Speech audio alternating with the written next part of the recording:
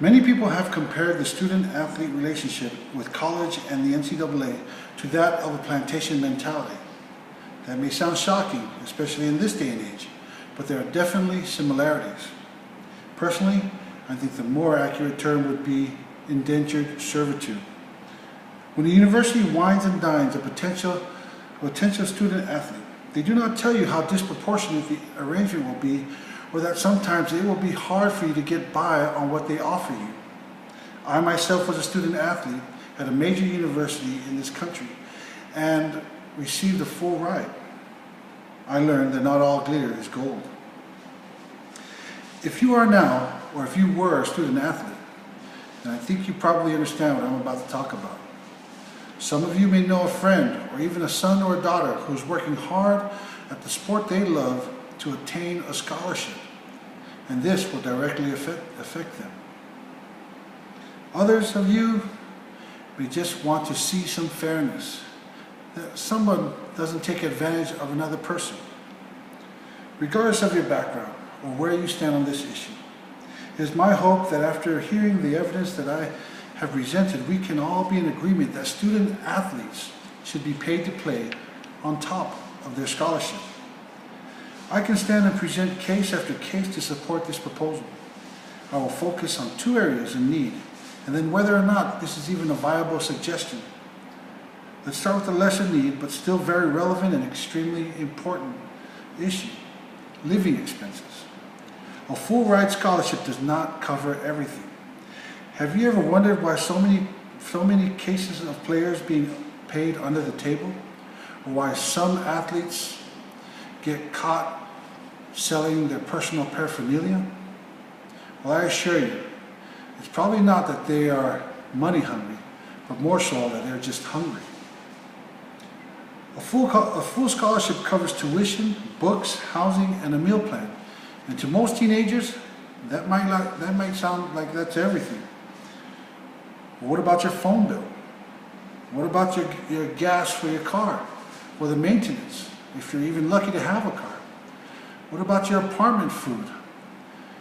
The cafeteria is not open 24/7. What about just some spending cash, just to go out sometimes? Don Curtis, a UNC trustee, is quoted as saying, "Impoverished football players cannot afford movie tickets or bus fare home. I think they should pay these guys something." You might say, well, why don't these student athletes go and get a job to make up the difference? The NCAA prohibits any student athlete to get a job. And even if they were able to get a job, there's no time. During the season of that sport, an NCAA study found that the average student athlete spends 39 hours on academics and 33 hours on the sport. There is just not enough time. And because the scholarships are contingent on a certain academic standard, they cannot pull any time out of those schedules. Being that a large majority of these athletes come from impoverished and minority background, it's not realistic either that they will receive some extra money from their families. Speaking of someone who fit in this category, I was only able to meet ends meet because I was married. I got married my junior year and my wife was able to work. Secondly, it is wisely expected that this is to protect the integrity of the student athlete and its amateurism. Supporters of this idea justify it by saying that these athletes are given top-notch education for free and are ungrateful or don't comprehend the value of it. Now this is misleading. Many schools offer scholarships on a year-to-year basis, and they can pull them at any reason. Many students never get their degree. Schools will pay your tuition if you're injured and cannot play, but it's not a requirement. So some schools do not. Which leads me to a more ethical question. Sports economist Andrew Zimbalist has written that the term student athlete is used to help the NCAA fight against workmen's compensation insurance claims for injured football players. Walter Byers himself, the architect of what we now know as the NCAA, wrote, we crafted the term student athlete, and that term was deliberately ambiguous. This came into play in 1950s when Ray Dennis died after sustaining a head injury while playing football for Fort Lewis A&M Aggies. His widow sought workmen's compensation from the school. But was his death a work-related accident? Was he employed by the school? The courts ruled no. In 1974, a TCU running back by the name of Kent Waldrop was paralyzed from the neck down after playing a game against Alabama Crimson Tide. And 9 months after paying medical bills, TCU University refused to pay anymore. Through the 90s, he pursued a lawsuit for workmen's compensation, but was unsuccessful. Through the years, the student-athlete defense has allowed victories for a long list of liability cases of the NCAA and colleges. The NCAA has long used this term as a shield and camouflaged it as a noble idea of amateurism. So the big question is this an option? Is this even an option? Does the NCAA and universities have the financial means to pay these students? They, of course, will say no. But many economists absolutely say they do. CBS Sport and Turner Broadcasting paid $771 million to the NCAA in 2011 for the television rights for March Madness. That's $750 million built on the backs of amateurs and low and unpaid labor.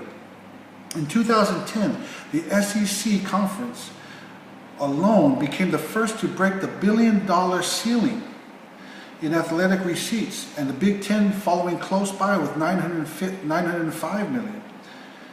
This all came from ticket sales, concessions, merchandise, licensing fees, and other sources, but the largest came from television contracts.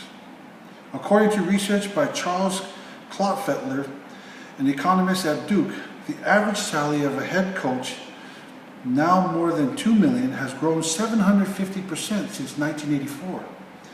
Assistant coaches generally receive $200,000, and the top assistants in the SEC averaging $700,000. The irony in this case, such as 2010, A.J. Green, and I remember when this happened, a wide receiver playing for the University of Georgia, who admitted to selling his own jersey from the previous year's bowl game, was suspended for 4 games, just so that he can have some extra cash for his spring break, while the university continues selling his jersey for $39.95 a pop. And they don't stop making money off of you when you leave the school. As in the case of Ed O'Bannon, who played for UCLA in the 90s, he is currently in a lawsuit against the NCAA. Once you leave your university, one would think your likeness belongs to you, he said. But the NCAA continues to make money off his likeness through films and video games that he has never been compensated for. The NCAA colleges will tell you that they don't have money to pay athletes. But David Berry, a professor of economics in Southern Utah University, pointed out, they are nonprofits. The incentive to spend every cent and their incentive is to spend every cent that comes in. That doesn't mean that they aren't making any money. That just means they're spending it all. It just needs to be reallocated. As I said, I can go on, listing cases and examples that point to the unfairness of these collegiate student-athlete agreement. But I think you get the picture. I think you can see if the NCAA and colleges continue their willingness to profit staggering sums of money, in a cartel-like fashion, at the expense of young, hopeful student-athletes, They should compensate them with something more than just the possibility of receiving a degree. The current system provides too little for them to live off of. The physical risk is way too high, and they are making too much to justify it. After all the research, Taylor Branch, who published his findings in The Shame of College Sports, said, "The tragedy at the heart of college sports is not that some college athletes are getting paid illegally, but that more of them are not."